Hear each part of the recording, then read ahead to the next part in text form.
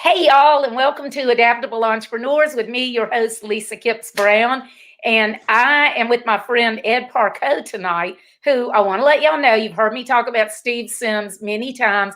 I first met Ed at one of Steve's speakeasies. I think it was at Silicon Valley, right, Ed? It was Silicon Valley. Yeah. Yeah. So we've gotten to know each other over several different speakeasies and through the group. And he has 3 podcasts, including a new one. But what we're going to talk about tonight is how when he was a kid, he always wanted to be in the medical field. And then when he got a chance to, he realized he wanted to be an entrepreneur. So I'm going to let you take it from there, Ed, and give them some background, and then we'll roll from there. All right. Well, I'll do my best. I'm usually the host, so I'm not used to being on this side. Yeah. And I'm the StreamYard's totally different on this side. You can't click on banners and stuff. I'm not used to Oh, that. yeah. I I mean, don't use that stuff anyway. All I do is talk. well, I like the comment part, right? Because that really helps out, for you Yeah. later. And one of the things we do is, and as an entrepreneur, and it's from Henry, which is Steve Sims' son, and Hmm. Chris and Lindy. They cut up a lot of my stuff. And when you do the questions, it's a nice little cut up to have the question and answers and stuff, so they can use it in other type of marketing Yeah, different ways. yeah. And Uh-huh. so I'll get off my. That's what you can do with. But anyway, my story. I was a young lad. No, I'm just kidding. So I was a bricklayer, and I looked down the ladder, and I saw my whole family tree. Oh, I'm sorry, that's Steve Sims' story. No, And then you ran away to what, Singapore? yeah. I was a bouncer. Um, I lost my accent. No, so for me, I grew up. So my dad worked for Ma Bell, right? So he was in Vietnam, came back, worked for Ma Bell, and for most of the young people who don't understand that, those are the telephone companies that we have today, but they were larger, and then they got broken up into small things. So and he actually, I was born in Burlingame, California, which is right where the San Francisco airport is, right? So in that area. Okay. So if you just as relation. And Hmm. so he went wherever his next advancement was. So we went from California to Colorado and back and forth to wherever the next advancement was. But what happened was when I was a young kid, he had hairy cell leukemia, which they Hmm. found out was from Agent Orange, right? But at Oh, the time, it wasn't, right? It was the time where they said, no, there was yeah. no problem. No, Yes. right. So we won't Hmm. get it. So he passed away when I was 12, and we ended up in Turlock, California. And it's a small little town in the Central Valley. So I went to, 8th grade through high school there, and it was just a small town. So I'm like, I want to get out of this town, Yeah. because I don't know what's going to happen here. I would work on the weekends and ride my bike during the summer to my grandfather's dairy. And so we'd haul hay during the summer. We'd move sprinkler pipe in the middle, like when it's 110 out. Mm. You do all this milking cows twice a day. They never took vacation. And I'm like, this is not the life for me, right? My uncle was a chiropractor, and then I've heard story, nursing and all this. I'm like, I want to go in the medical field. I don't know exactly what I want it to be, but then when I was in high school, I stopped by the Navy. The Navy was on base, and they were doing a thing, and I'm like, corpsman, that sounds pretty. I'll check into that. And I went in the delayed entry program, and I ended up going, and I'm glad I did, because a lot of my friends who stayed home or Mm. went to colleges and they came back the next year. They were not the greatest person anymore. They were just a normal person, Right. right? And so Hmm. they felt like, anyway. So I joined the Navy, thought I'd see the world, got to see San Diego, which wasn't a bad thing. So I went Yeah, to. that's a great duty station, but if you think you're going to see the world, that's not. No. Well, so I got stationed. So I went to boot camp, right? Which was at NTC RTC, which was in San Diego, which is Yeah. gone. They've been gone for years.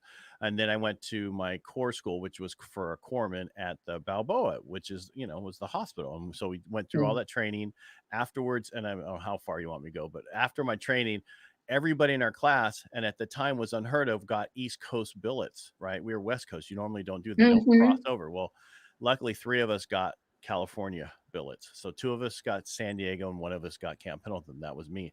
And I got the best out of everything because I was on a Marine Corps base at a Oh, Navy cool. hospital, right?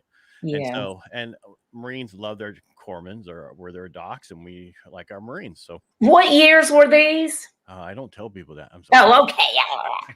Now this is all right. So this is late 80s. All right. So Oh, okay. Yeah. So I I just want graduated. people to know it's not after 9/11 and No, all this is that. prior to people liking us again. Yeah. Okay. So in 80, so I was in 85, January 85, I went to boot camp, and then I got out in 5 years, 5 months later. So I'd be like 90-ish, into 91. But while I was in and I was at camp, so I was at Camp Pendleton. When I first came, normally you go to the ward, right? They're like, you get stationed, you go up there, you learn how to do your skills. Well, luckily for me in high school, when they said you need to take a language, I said, I'll take computer language. And I took a computer language. So back in the day, it was a totally different language than these days. And, Yeah. I've been old forever, so I don't really care. What language? Out of my own curiosity. I be honest with you, I couldn't tell you to this Okay. day. Had something, some database language that we took. It was just enough to where when they asked me, anybody here know computers, I knew computers because I've been Yeah. playing with them. Right. This Yeah. is before everybody had. Your phone these days is a much bigger computer than what Yeah. our computers were back then. I took Fortran and Basic. Yeah. Fortran's the old punch card things. That is hell on earth. Yeah, Anyway. and you had it on a 286 and a 386 and a 486 and trash 80s Yeah. and all that Commodore stuff. Yeah. So my first 18 months, normally you're working training to be a corpsman. I wasn't. I was learning how to do readiness training, that kind of stuff, all the reservists, that kind of stuff. And then I ended up, it was time to go to a ship. And this is, I'm going to tell you right now, my son's in the Army. And when we were looking to see, because he wanted to be a medic, he's like, should I go to the Navy? I'm like, no, because you'll go on a ship. You're not going to get lucky like me. Join the Navy and not go on a ship. So when I went for Corps school, they asked me for my next time I was leaving, they said, what do you want to do? You're either going to a ship or a specialty school. And I go, what specialty school was not on a ship? And they said physical therapy. And I said, that's what I want to do. So I did physical therapy. I really enjoyed it. And I talked about this earlier today, that one thing I liked about what I learned was I dealt a lot in physical therapy in the hydro area, which had to do with wound care and burn people. Okay. So I could see healing. You could see the healing right away, where in most of physical therapy treatments that you do, you don't see it the same way. It takes longer, whatever. This was instant. You would see that healing. So I really enjoyed that part of it. However, since I didn't go anywhere, I was able to get my bachelor's while I was in, and then I was working on my master's, and I ended up finishing that up. Wow. So that's great. So in 5 years, you finished your bachelor's and master's? No, it was 6 years. I finished my bachelor's. That's great. Yeah. And so I didn't start school till I was like 22, right? So that's why when my kids were like, I don't know if I don't care, go in the military, figure out what you want to do. Yeah, take your time, figure it out. What's the rush? Because, hey, if they're like me, they're just going to party anyway. I'm like, I'm much too busy to study. I have to party. And that was the first 2 years. That's another story, though. That was like the first 18 months. So for me, the first year in the Navy and whatever, you don't know what you're doing, whatever. And then finally you go, okay, I got to figure stuff out. Yeah. And so for me, when I started going to college, instead of, and I was asked this earlier, when you look back, what would you do differently? Because for people who don't know, we have this podcast called Helping the Brave, and we'll get into that more. But I was asked today, when I look back, what difference? Well, if I knew then, I would have went and finished up being a nurse, right? So that I could have used that later in life. I could have went back to be a nurseman, admin, all that different things like my wife. But we don't know this as young kids, what we should do. Right. I didn't have the dad, right? My mom didn't even show up for my boot camp graduation, any of my graduations, any of that kind of stuff. She was too busy, right? That whole thing. Well, we didn't. My wife and I are here for our kids, and to a point where they don't understand what's not there for them, right? So that there's a lot of issues with that. Someone, well, you push us so hard. It's like, we don't care if you go to college. We don't care what you do. This is your life. We have our life. We know how much we make. We know where we're going. You need to figure out the rest of your life. We're here, Yeah. So so at the time I didn't really know what I wanted to do. I still didn't know, right? I knew that I didn't want to be in the medical career, because when I was in the Navy, it was like each year was do more with less, do more with less. I'm like, is that out in the real world? Well, no, getting out of the Navy is not the same as the real world. We were talking about that prior to coming on here. You have duty, honor, sense, what you're doing. When you get out in the civilian world, it's a totally different thing. And you don't realize that till later. And that's why I do Help in the Brave.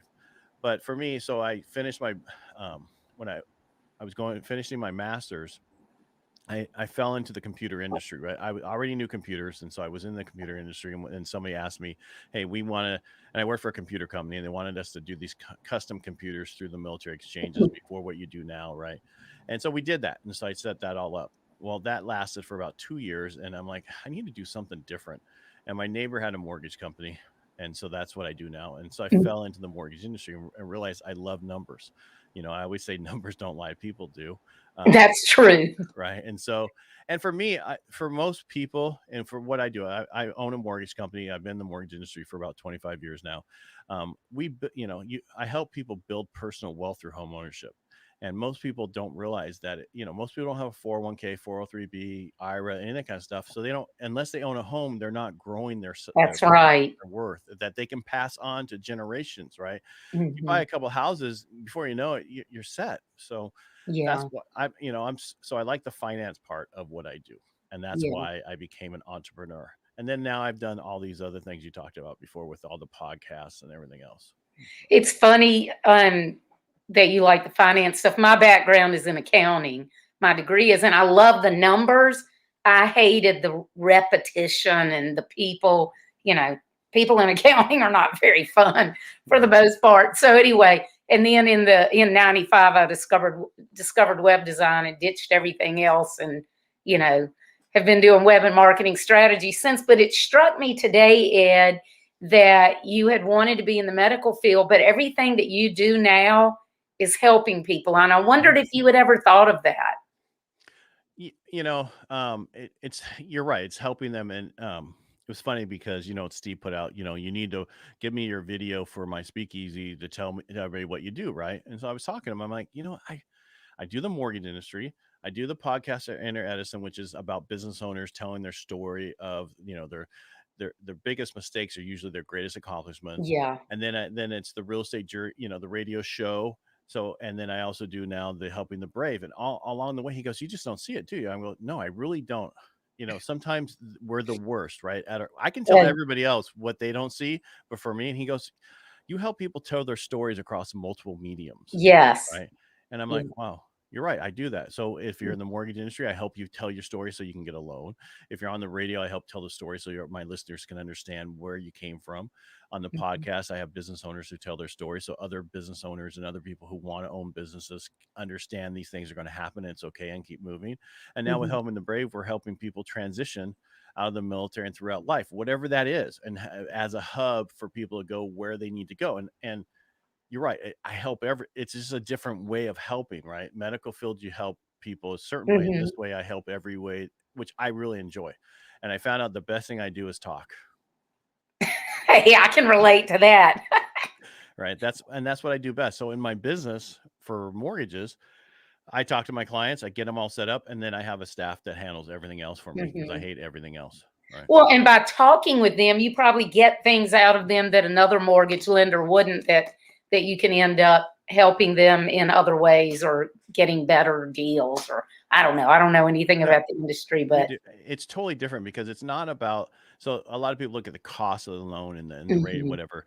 The lowest rate could be the most costly loan for you in Yeah. your life, depending on what your life is. They don't, you need to find out what your long-term goals are. Where's your plan for the future? What are you trying to do? I sit and I talk to so many people and they're like, wow, I didn't even think about that. And we Mhm. make sure that once they get the house, they have the financial planner, they have the trust person, they have everything they need set Wow. up so that if they need something that's there for them. Because you buy a house, something happens to you, what's going on with the house to your kids or whatever. You don't think about that. People get the house, they don't think about the Yeah. trust, they don't think about the will, they don't think about everything else. They're just, I got me a house. Well, great. But need to start about the insurance. What happens if you pass away and your wife's still here? Who's going to pay for the house, right? If you're the Mhm. breadwinner. So we look at everything in the aspects. And so you're right. It's exactly about helping clients all the way through their life. Just like it's weird because you're right. It's everything I do is about Yeah. helping people all the way through their life. That's so cool that y'all do that, but I didn't even realize any mortgage advisors did that. That's mortgage advisor, but that's like overall financial advisor. And you're right, it's so common. People buy a house and that's it. All they think about is making the mortgage payments. Right. And my aunt is 86 now, and we own property with her that was my grandparents, and then it was her and my mom's, and that's my sisters, and the three of us and her. And it's just like, so it's great that y'all do that for your customers. Well, the other thing, like the radio show, right, and then into the real estate jerky live stuff too. Now, we recorded this week. Unfortunately, it's not always live on the radio anymore because of COVID. And it's a Mm. 1031 exchange company guy that we had on 2 years ago talking about 1031 exchanges. And basically, what happens is you have grandparents or whoever who bought a bunch of real estate, right? Investment.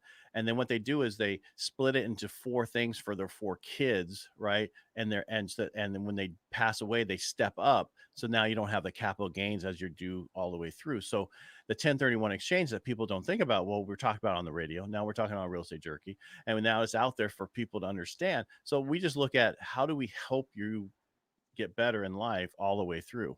That's so cool. Yeah. And I love your new show, Helping the Brave. And so I want to talk about that, even though we're going to talk about your entrepreneurial journey, but all of that kind of goes along together because you're talking with people who are either transitioning out of the military or transitioning between stages of their lives. And I'm sure that you see all kinds of stories from people who want to start a business to sell a business. Well, and yeah, I mean, it's all over. I mean, it's, you know, we have multiple guests, hosts, and we're always adding. So we interview somebody if we like them, and then we ask, hey, we want to be a host also, because we want to have about 8 to 10 different hosts. And the reason is because we're all busy in this volunteer, so we all can't be on at the same time. But we'd like to have 2 to 3 different people on with a guest so that we can all ask questions, because we all have different questions. And we found, you know, we were just a podcast, and then we had a gentleman on who was telling his story. And it was a 30-year anniversary of Kuwait when we went in, right? And then that was the day before our podcast. Our podcast day was the day that he was the gunner the day before on the Bradley when he got there. That night, the driver got in a fight with the guy in charge and said, "You are now my gunner. Hey, gunner, you're the driver." Well, that day that we were talking to him is the day that our Bradley got hit by fire. Wow. And so the gunner died. One other person passed away, and then the other 2 people were wounded. And he was telling the story, and you could still hear the remorse for the survivor's guilt, right? Survival. 30 years later, survivor's guilt, still hearing it. And he reached out to Matt afterwards and said, "Man, I've never told my story like that, and thank you for letting me tell the story." Well, we weren't live at the time. We were only a podcast, and when we were put out, and I'm like, Matt, we need to go live with this stuff so that people can react to our vets who are telling their stories, so they can be on there about it. And ever since then, it's just been perfect because people tell their story. Not everybody can tell everything, but even Matt told his story. So if you want to listen to his stuff, you can go to the Helping the Brave. It's on YouTube, it's on Facebook. We're still waiting for our LinkedIn there forever to help us. Oh yeah, I know. I still haven't gotten that either. I keep getting denied every 15 days or whatever. I keep applying. I know Matt said he just kept reapplying every week. I was following the rules and not doing it because they said not to, but I guess I should. Well, okay. I thought we were business owners. We never follow the rules. I know. I don't know why I was following the rules. So what we found though is, so we've had a couple of people on. We had a retired person who was an officer, right? And he told his story and how he was a recruiter, and his story about that. And then I had at the same time a gentleman from my hometown called Robert. His name's Robert Atkins, and he had been on, told his story about how when he went, the recruiter kind of lied to him. You know, at the time they did that back in the early days, I guess. I think they still do it now. And so now him and the other guy were about putting a advocacy together for people going into the military to be able to ask questions from somebody and say, "Hey, is this right? When should I do this? Is this kind of stuff? How should I get better?" And so there's a lot of stuff coming out of this, and this momentum right now. It's just starting to go, and we're looking for more people to get involved, more all the way through. I mean, from helping people. There's a lot of companies out there to help vets get jobs, right? Yeah. But vets don't know about them. Exactly. Right? It's hard to find them. And even the guy that was on talking about how he when he was helping somebody he knew's son put his package in for OCS. Well, the only reason that he got help is because his dad knew him. And so he wants to make sure that helps out there for everybody who needs that, not just himself, right? So there's a lot of vets who want to help other vets now, where before, and I want to say before 9/11, people who were vets, I mean, for me, I it's not a big deal, but after 9/11, now it's a big deal that you're a veteran, and everybody's here to help veterans. Everybody wants to do it. And even the VA home loan has changed drastically in the last 20 years. When I first went for it, you didn't use it because it was for so low amount that you couldn't even get a house, right, in California. Yeah. Now it's up to 1.5 million with no down. Golly. Yeah, not that you want to put 1.5 million and no down, but you can if you can afford it, right? Yeah. So And I tell people that the VA loan now is for forever, right? Yeah. Especially a disabled vet, because you don't have the funding fee and all that stuff. So back to the Mhm. story about helping the brave. It's just about helping veterans figure out their life, right? Where do I want to go? I mean, we had PTSD people on telling their Mhm. story and all that stuff, and it was the two people were on it were, one guy, was missing his legs, and they were joking about it, and I had to like preference it and say, hey, just if you're not a vet and you're listening to this is how we deal with pain, right? We deal with Right. certain things. If you listen to Dan Crenshaw's book, I was listening to it, and he was telling the story about when he got blown up, and his first thing to the guy that was helping him is like, dude, don't get blown up. And so that's how they deal with that pain when you're in the Mhm. military, is joking and other stuff. And some of the harshest jokes in the military are funny to them at the time, that might Right. not be taken, it could be taken out of context now. Yeah, if somebody isn't in that community and has never been in any kind of situation like that, they just can't relate to it. But now, I know exactly what you're talking about. Yeah.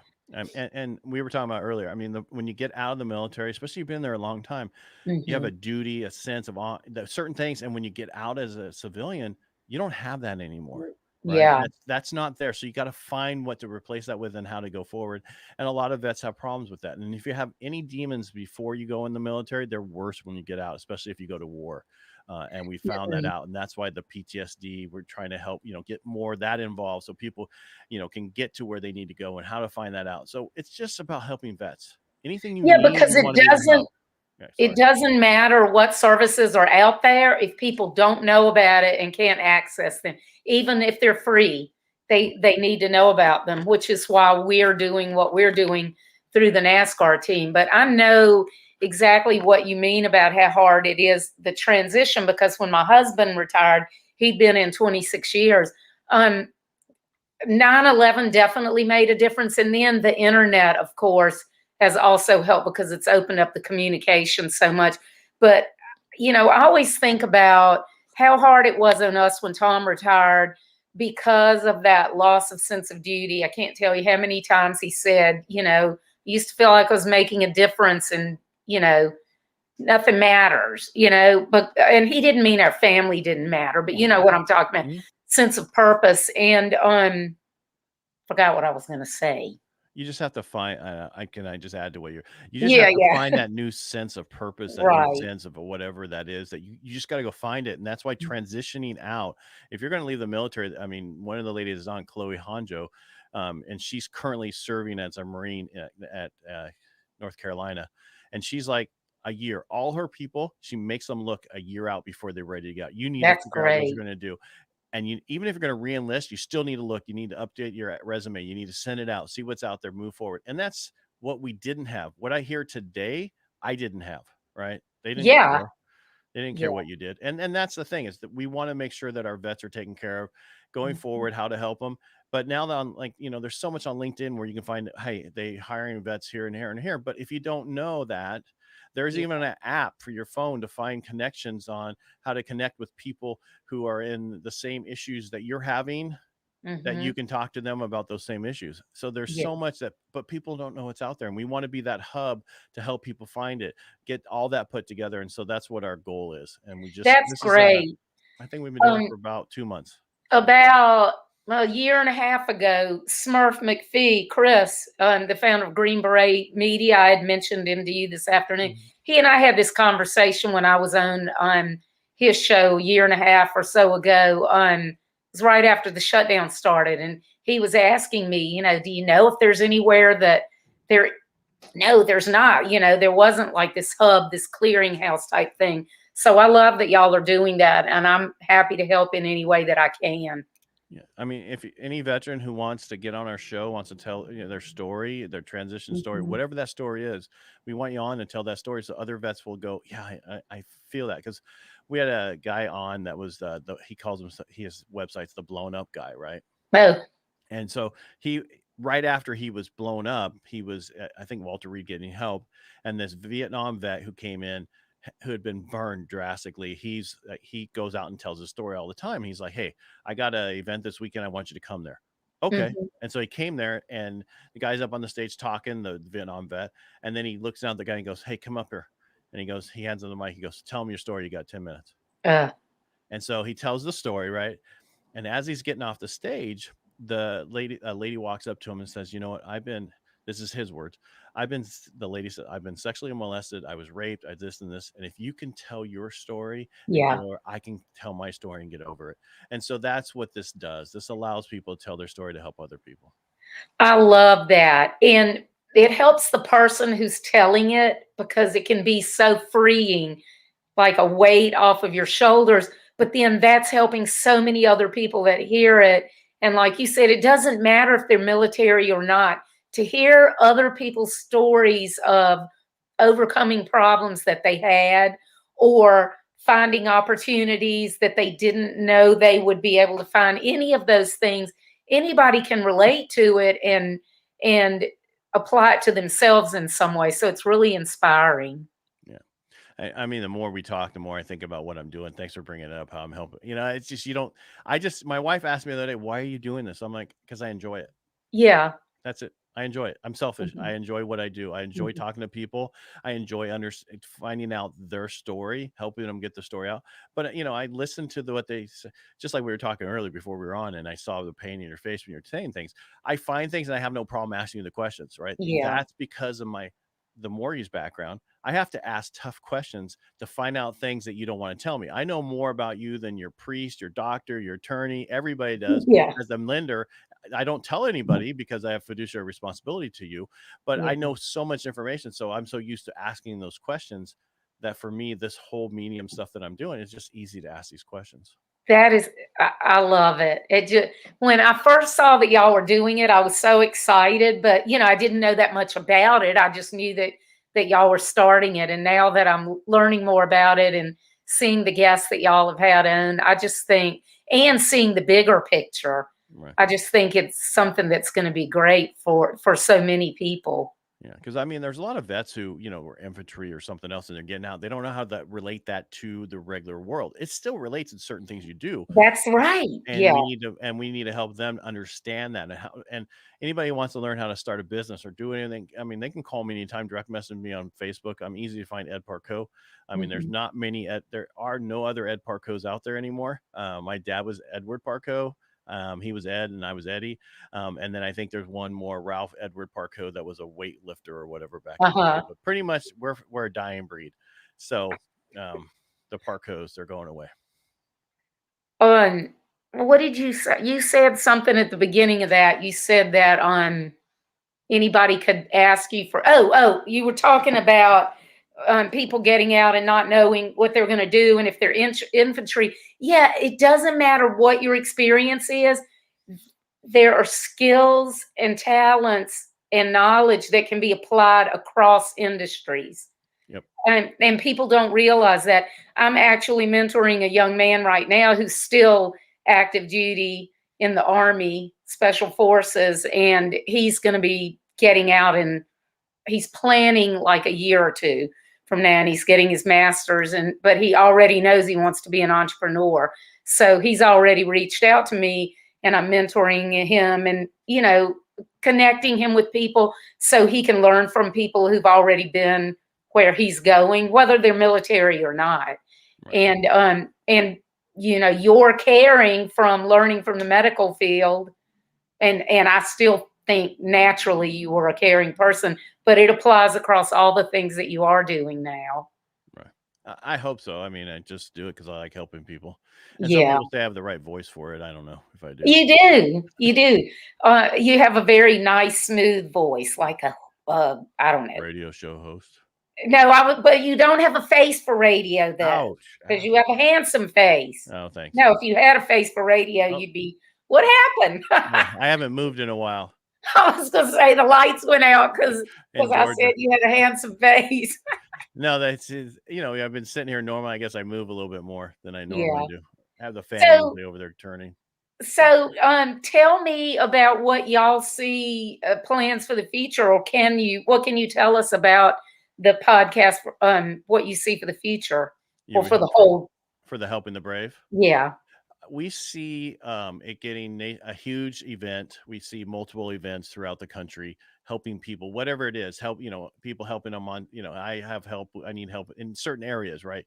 One of the Mhm. things is like we had Amy T. Meyer on, and she does a suit thing for vets, right? You can get them Yeah. 2 suits and they help you get them all set I up. love We Amy. would Yeah. love to have something like that nationwide for all vets too. If you need a suit, you can get a suit no matter where you're at. So she's looking for people to help set that up in other places. So, and she's like, I can help them set it up, whatever they need. They just need to contact me. She was on Tuesday's show. So, Mhm. I mean, for us, I think it's just sky's the limit to be as big as we want it to be. And it's just a matter of, I'm trying to find the right people to do certain things, and they grow those things all under this hub so that we all can just grow from this and help vets no matter what it is. We, Yeah. we just need to get the word out. Right. Yeah. Everybody's teaming together and doing whatever it is that they're good at, Hmm. but it's a force multiplier. Hmm. Yeah. It's just finding more people who want to get involved and who want to help out. And like I said, it's only been 2 months, and we had 6 or 7 podcasts before we went live, and now we have 8. I think, I don't know, 11 podcasts, since whatever you want to call the lives now. We haven't Mhm. even put it out on Apple or anything else. It's on YouTube. It's only on, Mhm. we just haven't done it. We like what we're doing with the lives and the I YouTube stuff. love I love live, and I would recommend I'm gonna do this, I haven't done it yet. I am gonna put mine I'm gonna rip the audio and make it a traditional podcast, but I'm not gonna edit it at all. It's gonna be, this is the live show, that it's Mhm. out in the wild, and if you wanna listen instead of watch, this is it. But, that's why partly why I do it live, so I can't get all OCD about editing, but I also like doing it live because you don't ever know what'll come out. Right. People will make comments and Mhm. stuff, and you can bring them up on screen and all that Yeah, stuff. that's right. And Yeah. it's really to get connected with the people. And that's why I really like the StreamYard format, which I didn't Mhm. understand. I've been on all the other two. I don't know how much you want to get into the other two, but No, I do. I do wanna talk about them. okay. So I was on Squadcast first, and I still do my inner Edison on Squadcast. That's the one Mhm. about for entrepreneurs. And what was Okay. weird is in the beginning it was just sound, right? And then they recently went to video. Well, the funny thing is, I think I left that in your text when we were talking. Now I have video all the way back, so they were always video, but they didn't say they were video. So I have video for all of it, and so we edit those, put those on Cool. YouTube now. But what StreamYard does, I mean, it goes automatically to YouTube, right, live, and so Yeah. when you're there, ready to go live, you don't have to do anything with it. Um, Yeah. I helping the brave, love that. yeah, helping the brave originally was on Riverside FM, which is you can have up to like 10 guests or whatever on there, so that's Mhm. why we were using it. But the problem is for us, we were all across the country, and the problem is that it was not the same. Plus, I think their servers are in Israel, so they got to use that Oh, okay. cable to go over there to put it on the server. So they need to get servers in the United States, and it'll be much better. But for us, we prefer the StreamYard, the concept, because it's so much nicer. You can send it to Facebook, send it everywhere you want. And Mhm. they had a thing today on it. I don't know if you saw that whole um, like Mm-mm. Zoom, not a Zoom, but their own stream, and they talked about all the new stuff coming out. You could actually, I could have this on my Facebook right now in the new stuff Oh, coming. I know. And Yeah, we could stream it on both of it. right, but Both. I could actually force it to mine as I guess come in now. They're Oh. changing it so that the guests can have it on their Facebook. Everybody can have it on there. Oh, And so not just like before I could set it up so that it went to yours, but now you can do it. I guess the whole thing That's is all cool. changing to where Yeah. you can put, yeah, because I didn't realize. So for me, I stream on my personal page, my other page, Ed Parcaut, that Mhm. is a more of a business page, and then my real estate jerky page, and then the YouTube, and then my other YouTube. So I mean, it's like you stream it so many different places that it just gets the word Yeah. out. It's like it's like being syndicated, but you're syndicating yourself. Right, right. And you don't ever know where people are gonna find it. And like we talked about earlier, I always pull out short clips Hmm. from different shows, anywhere from 30 seconds or a minute up to maybe 4 or 5 minutes, depending on what we're talking about, and then post those as short, like whatever, like something really interesting or important. And then if somebody can't watch the whole show, at least they get something out of it. But oftentimes it makes them go watch the whole show too. Right. And But then they get were talking, one of the guys was talking about today, what he does is when he's finished with this, he exports the video, puts a quick thumbnail, and then uploads it through to IG Instagram as a IGTV. back. Oh, the whole Within a few, thing. the whole thing within a few seconds after he Oh, did it. okay. I've never done the whole thing to Instagram. I've done like 4 and 5 minutes, but I've never done the whole thing. Or his show's like 30 minutes to an hour. I don't know the whole story with the Okay. show. And our average show for like my podcast for internet since about 30, unless it's I had one guy I had on there and we were almost 60 minutes. And when we stopped and we talked for another 45 minutes about different things. So there's been some of those. So it just depends on how. That's And how mine is. I've had anywhere from 30 minutes to an hour and 10 minutes. And then I've had people, like you said, we get off and we talk for another 45. But personally, I have loved doing this. I started doing it last summer and I'd wanted to have a podcast for several years, but I knew I'm one of these people, I'll get too bogged down into the details. I need to stay up here, and plus I don't like waiting. Traditional podcasts, they do all this recording and it's months later, and I'm more impulsive. I want something out there now. So I've had so much fun doing this though, because I've met so many cool people, and even people that I already knew that I've had on the show, I've learned things about them that I didn't know. I've learned things about you tonight that I didn't know. I hope So they're good things, not bad things. yeah, they are. But so anybody out there, if you're considering doing any type of podcast, Ed and I highly recommend live. It's really cool. So tell us about the other two. I love the name Inner Edison. Yeah, I love that name. My wife came up with that one. Well, see, I should have known it was the woman. Yeah, of course it is. I mean, and what people don't realize is, my wife, she's my third wife. But she is. I'm going to tell the story. So basically, when I was married twice, and they were not good marriages, so I made a list. I finally, so I read, and they were like, make a list of what you want in a person, and go for gangbusters. So I did. And then my wife was married, and it didn't work out. And so she did the same thing. She had her list. I didn't know this at the time. Oh, funny. All right. So on my list, I mean, it was all I wanted: professional, different industry, this, and this. It had to have a degree, had to have this. And I wanted her 5'9". I'm 6'2". Right. So on her list, everything was there. And then she wanted a firefighter because she thought that she wanted that person gone every other night. Right. Because her past marriage, that's how it was. Well, only thing I wasn't on her list was a fireman. And the only thing she wasn't on my list was 5'9". She's almost 5'4". So I can deal with the difference in the 5 inches. That's not a big deal. That's so funny. But it's so important that I tell everybody I talk to that you got to make a list of what you want in the person. I don't care what age you are. That's what you got to do. So that way you only date that. Because if you don't, then you date everybody. You get in that long-term relationship. And then what am I going to do with it? And then you get married, kids come, and then it's not the right relationship no matter what. So if you do it from the beginning, you don't make the mistakes. And I always tell people, learn from me. I tell my kids the same thing. Learn from me. Make your own mistakes. Don't make the same mistakes I did.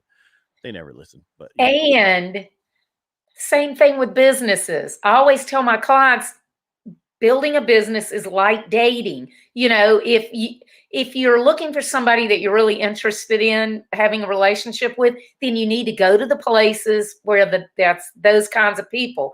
And you need to not be fakey and dressing in different ways and acting a different way.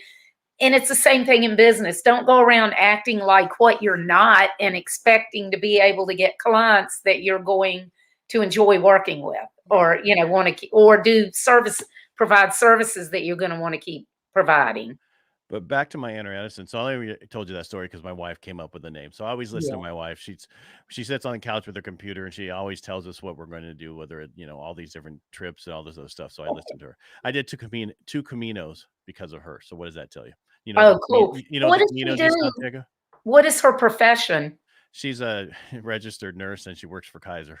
Oh, okay, cool. That's why I said I wish I would have known, because she's an admin. She hasn't touched the patient in years.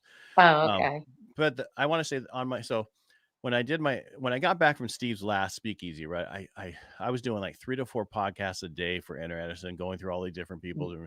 And I learned that I really like interviewing business owners, right? And finding, because that's what Inner Edison's about, is about our greatest accomplishments come from some of our greatest mistakes in life, right? And what I've learned talking to all these people is it's extremely lonely at the top. Yes. It's there. You're different than everybody else. Everybody else is working when you have time, right? And so you need to have a mentor, a coach, and a quarter man, whatever you want to call it, to help you get through these periods and help you grow. Because if you don't have that, you're going to be lost and very lonely at the top. So you need to have this. And that's what I got to take. If I didn't do another podcast or Edison, I've learned so much by just that. And I Yeah. think I knew that it was, I worked for a guy in the mortgage industry. He made a lot of money and he was always lonely. There was nobody there. And he always pulled people from his company to do stuff. And that's not who you want to deal with, right? You Mhm. want to have people at the same level as you. So what you need to find is like, I'm going to say his name again, Steve Sims. He has that speakeasy. He has this thing he does that all of us misfits get together because we're different than everybody else. That's why Right. we have businesses. You need to find that mastermind group, get involved with them, or multiple mastermind groups. Brandon Strauba's thing, didn't he start something, the Success Finder or Yeah, the whatever? Success Yeah. Finder. Are So you in that yet? no, I'm not. Yeah, I'm one of the early adopters, so that's going to be really cool. Yeah. No, I don't want you don't want me in there right now because I'd be knocking one of our other people that was at one of our things. Anyway, move on. It's another story not recorded. So I mean, it's just you need to have that as a person, and even if you're not a business owner, just as a person in the business, whatever it is, you need that to grow with. You need that, Yeah. So because a Because lot, it pushes and pulls you to the next level. But also as an entrepreneur, people, they don't understand when I say being an entrepreneur is very lonely. Well, you're married, you have this, like, that's not what I mean. If you're not around people who think like you do and think differently, and we work weird hours, and our lives and our work, or it just, you need to be around people who understand how you feel, how you think, and who can relate to you. And you know what? That goes back to the veteran thing. Not saying that entrepreneurs are, not saying that what we do is selfless, like being a veteran, but it still goes back to, you need that support system. right. And there's a lot of vets who own businesses because Yeah, a they are lot. vets. I mean, that's you get out of there. Yes, we're about team, we're about this, but we're also about building stuff for ourselves, building whatever for people around us. Yeah, I built a company, but my whole thing about my company is to sell to my employees. I don't want it. I mean, I love what I do, but my goal is to help them, because I have a lot of, and please just hope those come off wrong, but I have a lot of women who work for me.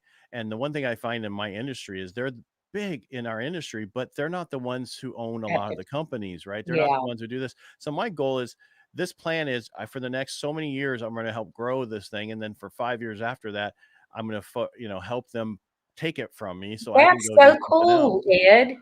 That is really cool. I love that idea. Yeah. Well, and that was another mentor who came up with that idea for me before Steve. I was at his event where I met Steve.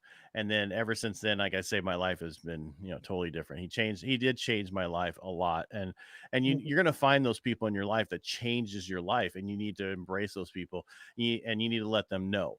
Because it's funny because, and he's probably going to like, but you see Steve, I tell him all the time, man, you're doing a great event. I just want to let you know this, because I know people aren't really telling you that sincerely, Yeah. that you are this dude, what you're doing is amazing. You got to keep doing it. Yeah, he's been Mhm. around the, actors, all those other people, and but they're not the same people as what he likes to be around. The same with us. We like to be around other people like ourselves, and that's what you need to find. Mhm. So Yeah, and the speakeasies are so much fun. I was so disappointed that I missed the last one. I had been to 4 in a row, and I had to miss it because I had to quarantine, because we were moving my 86-year-old aunt. We were busting her out of assisted living because the shutdown was making her lose her mind. So I had to quarantine before she could come home. So I missed it. And I think now, I believe Adam Raymer Brown, I think, stole my record, well, I'm because he sorry. went and I wasn't able to. That's all right. Maybe he'll miss the next one in San Diego.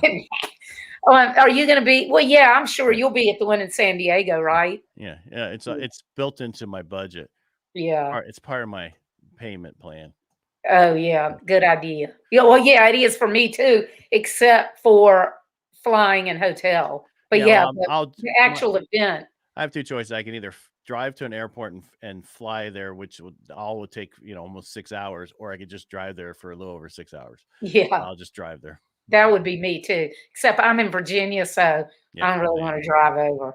Okay, so tell us about the Inner Edison. All right. So I mean, the thing about Edison was just about so as I said, I think earlier, I have a radio show which was brought to me years ago, 2.5 years ago, and I don't know how much. Sorry, I've been on a couple things today. I've been talking a lot today, so I don't know what I told you, but basically, that when that came to me, I was like, okay, I want to do about real estate and financing, but I don't want the whole show about that, right? 5 to 10 minutes, something about community, other stuff, and so I started doing that for 2.5 years, and I'm like, this is great. I have that handled, but I want to do something totally different. Mhm. And I reached out to somebody and said, hey, I want to do a podcast. I don't know what it's about, but I want something about business. I don't know exactly yet. And he's like, come up with a name, blah, blah, blah, and I'll get it. I'm like, and then they hounded me for days. You got the name yet? You got the name yet? And so I talked to my wife. I told her, she's like, how about Enter Edison? I'm like, I don't know about She that. just came up with the idea like that, Yeah, huh? exactly. Funny. And then she's like, because the whole light bulb thing, or whatever. And so I had Yeah. the logo created, everything. And so I started thinking about that July of 2020, right? And so by November, it was ready to go, and I started interviewing people. And then I got back from Steve's last speakeasy and just went crazy on interviewing people. So, but you're right. The problem with that podcast or any podcast like that, you have so many people in the can that are ready to, and that's an old term, by the way, in the Yeah. can, yeah, movie kind of thing. That you're like, okay, when's it coming out? When's it coming out? Oh, that's being released here. That's being released here. Plus, you have a lot of people involved with that, right? I have Yeah. people who edit it, cut it up, upload it to my website. Mhm. Then I have somebody else who cuts it up even more, puts the stuff out on different media platforms, all that. It gets expensive. And so now, and the one thing about, I read a thing that was like, at the time, this was about 6 months ago, there's like 500,000 or more podcasts. The Mm. problem is, after about the 10th episode, they quit. Yeah. So there's a lot of them that are just there that aren't working So true. because they can't afford to do the Mhm. costly, because to edit a podcast, it's like 250 to $300 easily, right? To do it right, to have the right person do it. And that's Mhm. expensive. So unless you can do that yourself, that gets expensive. But that's why when you were saying, the live stuff, this is the way to go. But the problem is, for my Inner Edison, I still want it to be a traditional podcast, because Yeah. that way it's just us talking. I don't have to worry about anything else, and I can get that information. And I I had a lady who I asked to be on there just recently, and she'll be coming on next week. But she owns a business, and I'm like, I want you on my podcast, and she's like, well, I don't know. And then she was somewhere, and she started listening to my podcast, and she's like, Ed, I felt really intimidated by the people you had on your podcast. I'm like, they're no different than you. They're just people Mhm. that have become successful because of what was put out there. And Mhm. she's like, and so I'm like, I had a lady which is dropping week after next, who was talking about during COVID how she had Guillain-Barré, or I forget exactly what it was, Mm. right? She's talking about how her Etsy started and all this stuff. And it was a great podcast about her building a business and how she thought outside the box to do certain things. She's not huge, but but it was a great podcast. It's not about how successful somebody is. It's about your journey and what you learn Yeah. from that. So, because not everybody's going to be at these different levels, but they're going to be at this level or this level. Okay, where's my this level, this level, this level. You don't know where they're going to be at and what they're going to get from your podcast. And I really enjoy talking to people and knowing their story. And with that traditional podcast, I can do that better because I have no interruptions. I don't have to worry about a comment just popped up and I need to pull up on the screen so I can say, hey, thanks Yeah. for making that comment. We really appreciate it. Well, you Where can turn off comments on I, StreamYard. I know, but I also can record through StreamYard too, right? Yeah, yeah, record without going Without live. going live.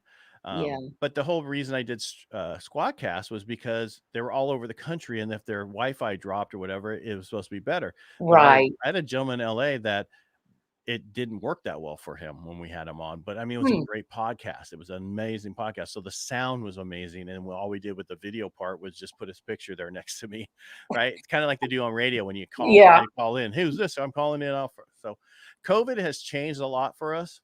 And I Mhm. was like, Steve was talking about how, how's it, and it's helped me. I mean, Yeah. I was the busiest I've ever been in the mortgage industry in the last year. And now I'm a little bit slower because rates are still extremely great and I can do a ton of refinances. But the problem is people can't get into contract on purchase because of the fact that it's so crazy out there. So it Yeah. allowed me in the last month or so to get our business caught back up, get everybody trained a little bit more on other things, and figure out what I want to do going forward. Right. What you want to be when you grow up, right?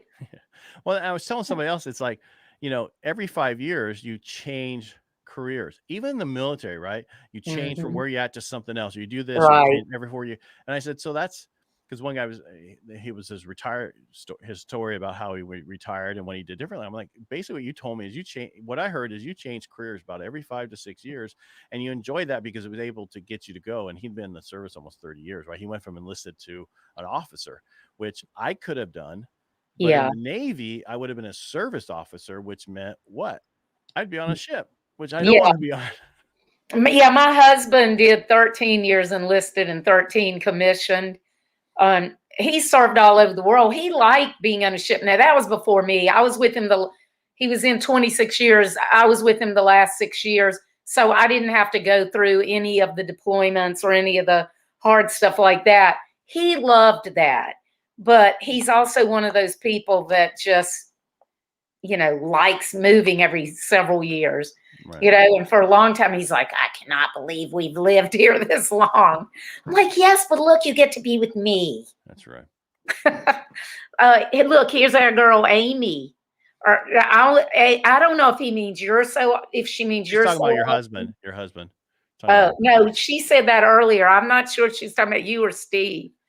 And here's my friend Kimley. Let's see what Kimley says. I think having people at all levels of success is more interesting. I feel like I can learn more hearing stories from all angles. That's so true. That is. And you were talking earlier about some people might be here, some here, and some people don't ever want to be here. Like I used to have more employees than I have now. I don't want any more. It's just my personality. And so I don't ever want my business to be bigger than a certain size. And there's nothing wrong with that. And people need to understand that. But I can still learn from people that own big companies, and people that own big companies can still learn from me. We all have different stories and different experiences. So I love that you have all kinds of people on there. Yeah. I mean, and I get them referred to me all the time, and it's like, here's my thing. So let's get on there. Yeah. And just what I found out is just because you have a podcast with somebody and record them, and I was told this, but doesn't mean you have to put it out there, right? Yeah. Because I mean, I don't want to get into it and be on record, but we'll talk afterwards.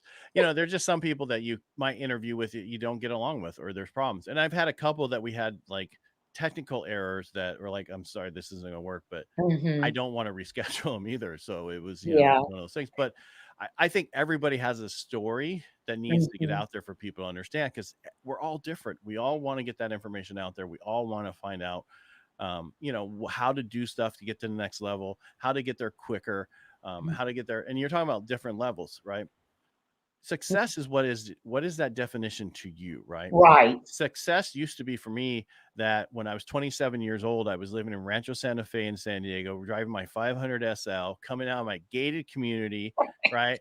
That was success at 27. To me, when I turned 28, I was like, this isn't my beautiful house. This is not my beautiful wife. I'm done. I'm moving to Oceanside and cutting back and this and this. And then I learned that it got to a point where it's like, how long can you go without working was successful to me, right? Not Yeah. so much what I own, how much I owned, how much Right. I had. It was a long-term thing. And then it became, how much time do I have with my wife? How much time do I have Mhm. with my kids? So you have to have a balance. You want to have a balanced life. And Yeah. that took me a while to figure out. Cause I mean, for me, my health wise, right, I'm always good, but I lift. But there's time Mhm. I don't eat well, right? For the longest time, I mean, when I was younger, I could get away with it, right? I'd bike Yeah. and everything. I was skinny. I was in San Diego. I was much skinnier than I am now, in shape. I move up here. It's hot. I don't get out. But it's all about all of that. You got to have a good, diet, good exercise. Yeah. Everything you focus on needs to be in balance so that you are who you want to be. Because I have another person that I talk to all the time. He's like, how's your exercise? How's this? It's like, I hurt my shoulder 2 weeks ago, but that's okay. I started running again, so I'm good. I mean, it's fine. I'll get back to lifting before you know it. So Yeah. Well, here I'm glad it's warm again because I can mow. I love to push mow. We have really steep hills. We live on the lake. We have really steep hills, and I love it because I get cardio and strength. And I just put in my earbuds and listen to podcasts and everything. In the winter time, I get lazy. I have all this workout equipment in my basement, but I get lazy because I get bored. So I don't know. When I was younger, I was better about using workout equipment. But my thing, wrapping back around to what you said about what's important to you, my overarching thing, aside from my family, that's number one. But second to that is freedom. I hate feeling tied down to anything, which is one reason that I don't want to have any more employees than I do, because it's like, if I decide I want to shift in a totally different direction, I want to be able to do it. And that was one of the reasons that even back in 95, when of course it was slow as molasses dial up, why I dropped accounting, even though I had a CPA license, I dropped it and started doing web design, because I was like, man, I could do this from anywhere as long as I could get on the internet, Right. And it's just that whole thing of freedom. I don't know where I get that from, but You just don't like to be tied down. So yeah. Yep. And I totally get that too, because it's like freedom. You just, it's again about being lonely at the top, right? You want to be able to do what you want, spend time with your family, spend time. I want to, my wife and I spent all of our time together. A lot of people don't understand that, but we enjoy our time. And I think it all came from when we first met each other. We was on a blind date, and we both spun out faster than the other person could. But then over the next so many times, so I have a daughter with special needs, and I got her at the time full time because her mom got into drugs and all that. So my wife, who was just a friend at the time, right, says, "Hey, so I get her. So I end up picking. So here's another story. So I move up to Modesto in 2002 to be close to my daughter. Come to find out, my ex-wife started getting into drugs and all that. And so my daughter has special needs. It's a rare syndrome. And she'll always be like a toddler. She'll never grow up. So I got her full time, and I was in the mortgage industry. So it took me out of the business a little bit, but it was like, I don't care. This is taking my daughter. Yeah. So what happened was I got my daughter with her clothes on her and a car seat. That's what I got back from her. Oh my gosh. CPS took her away from her mom.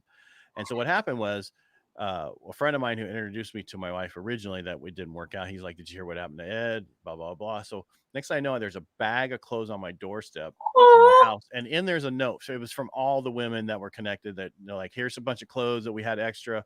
And then there was a note from my wife that said, "Hey, I know what you're going through. If you ever need anything, just give me a call." So I needed a certain bed for my daughter to keep her in, because she would get up in the middle of the night and just start playing because she didn't know anybody. So you need to put her in this little enclosure so she'd stay there and sleep. So she helped me, and we started talking, spending time together. She'd come over, have pizza, because the hospital she worked for was right next to my house. I mean, not right, close. So she'd come over, and she was going through a divorce. And so we would just talk, and then it came, before you know, we were no longer just friends. We were just like, because at that time we said, we didn't care what we said, right? Yeah. You're not dating. When you're dating, exactly. you don't want to say things that's going to cause them to run away, right? But I do remember one time we were sitting at dinner. I'm like, just messing with her because that's who I am. And we're sitting there eating. I'm like, yeah, I was incarcerated once. I could just see in her face. I'm like, yeah, I was in the Navy. Well, you're going to think this is funny, because when I was dating Tom, he has a scar on his neck. God, I was so gullible, and I probably still am. And I was like, "What happened to your neck?" And he goes, "I was stabbed." And I'm like, and I never really asked him any details. And later, like several years later, we were already married, and I said something about, we were like with my sister or somebody, and I was like, "Yeah, that place on your neck, you were stabbed." And he's like, "What?" I'm like, "Yeah." He goes, "What the hell are you talking?" I'm like, he had totally made it up and never ever thought that I would believe him. He never dreamed that I would believe him, so he never thought to go, "By the way, I was lying." I was so mad, but it's my fault for being gullible. I realized right away that I needed to say something, so I didn't keep it there. So how old was your daughter at the time? I think she was 6 or 7. Yeah. That's so sweet. Y'all met at such a cool time, because she obviously, there weren't any surprises, right? Because you met and got closer at a time when there was so much going on that you were what you were, and right. No faking. I've had you for an hour, so I need to let you go. But Ed, I've enjoyed talking with you so much. I'm so glad to hear more about what you're doing and to learn more about helping the brave. And I want you to hang on for a second after we get off, because I have something else I want to tell you about that. Okay. All right. I appreciate it. Thanks for having Okay. me. Thanks for Yeah. having me on Thanks. today. I really appreciate it. Yeah. You're welcome. And thanks for being here. All right, y'all. Next Tuesday on Disrupt Your Now, Rachel Garrett Mercer and I have, my guest is Tim Doherty, who is a financial investment advisor. And he is, I guess Tim is 63 now, raising his grandson as a single parent because of a tragedy in his family. So we're going to be talking about basically the hard parts about being an entrepreneur and rebuilding your life and all this stuff. Tough stuff, but valuable stuff, and also some financial investment advice in there too. So we hope to see y'all Tuesday night. Thanks for joining us, and see y'all then. Bye.